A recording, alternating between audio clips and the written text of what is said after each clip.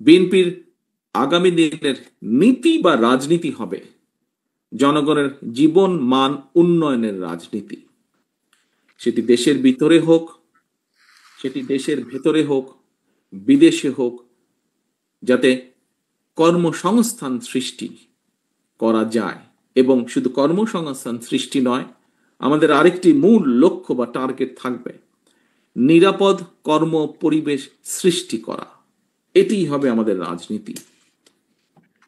বিএনপির বিএনপির নেওয়া সকল পরিকল্পনা বাস্তবায়নের ক্ষেত্রে খুব সম্ভব নজরুল ভাই তার বক্তব্যে এই কথাটি বলেছেন, ওনার সাথে একই সাথে সুর করে আমিও বলতে চাই, জাতীয়তাবাদী স্বেচ্ছাসেবক দলের নেতাকর্মীদের ভূমিকা আগামী দিনে বাংলাদেশে আরো গুরুত্বপূর্ণ হয়ে উঠবে।